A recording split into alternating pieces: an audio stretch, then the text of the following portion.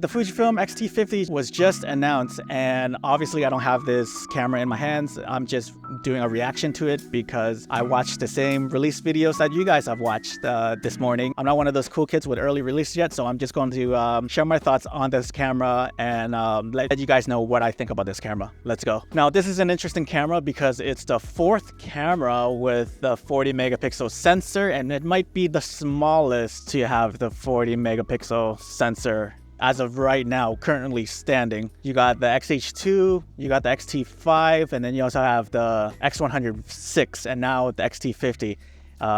This camera has the latest processor that's been going around in those latest gen camera as well. So you know it's gonna be better for autofocusing and that.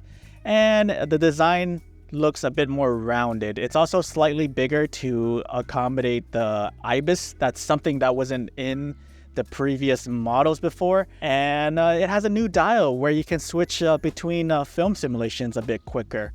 Now, I don't know if this is the right move, but then again, I'm probably not the target audience for this camera. I believe what was originally there was like the drive mode dial. I think that would have been a more useful dial to have than the film simulations, if you ask me. Video specs are decent. You can film 6.2K 30p 4K 60 in this tiny little camera. That's freaking nuts. 240p slow motion full HD if you guys are into slow motion stuff.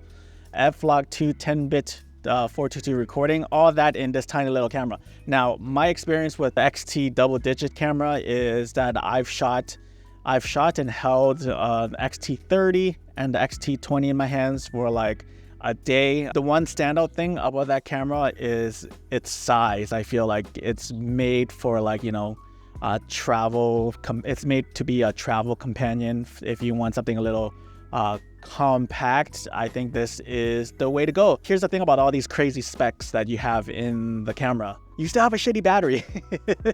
I'll refrain from talking about the battery life, but I guess people's argument with this camera is since they have a bunch of batteries laying around from their previous Fujifilm cameras, then it shouldn't be no problem for these folks right here who's just upgrading from those lines of camera. But me, I have the newer batteries, so I'm always going to be like, they should have just transitioned everything over to the new battery. However, the X106 uses the same battery as the XT50, and I own the X106, and I can say that the battery life is fine.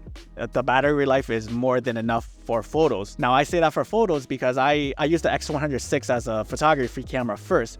Whereas the XT50, I can see people use it for hybrid uses for both video and photo. That's going to be demanding with this old battery that Fujifilm is still implementing in 2024. Now, like I said before, it's a truly small, compact powerhouse camera with IBIS 2. So this is a pretty decent camera. I gotta say, the charcoal color looks very, very nice. And I think this camera is going to be exciting to get if you're looking for, again, a travel companion, something that's similar to the Fujifilm X106, since that camera is still back ordered. Let's talk about the pricing. Like, this is coming in at $1,400. Like, what the frig, man? The XT30 is only $899, so this is a significant price jump. That's like an extra, quick math, $500 in price jump. And you're getting the 40 megapixel sensor, you're getting the 6K video and IBIS. However, it's not weather sealed, by the way, so for $300 more, you can get an XT5 with better features.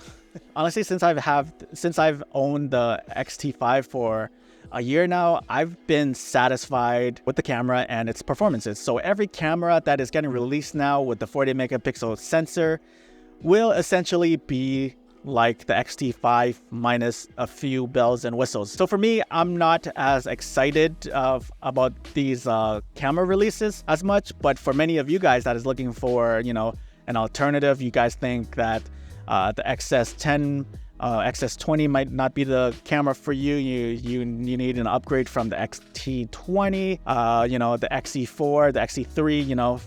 The XT5 could be this little upgrade for you guys. Again, the XT50 looks like an interesting camera. However, it's not at an entry-level price anymore. I'm sorry. But I'm sure a lot of people would jump on this camera as well. The XT30 got a lot of hype on social media as well, and people wanted that camera so bad. But again, it was also sold out. You can't find it You can't find it anywhere. When the X100V was sold out and couldn't be found anywhere, people turned to the XT30. And after the hype of that camera boosted up, the XT30 was also sold out. So I can see people buying this camera just on the hype alone. Those are my thoughts. I'm gonna have to wait until I get one in my hands to give you like a final conclusion on this camera. But what are your thoughts on the Fujifilm XT50? Is this the camera you're looking for? Let me know in the comments below. And if you want more information on this camera, I'll leave the links down in the description below. And subscribe to my channel for more Fujifilm content. And thanks so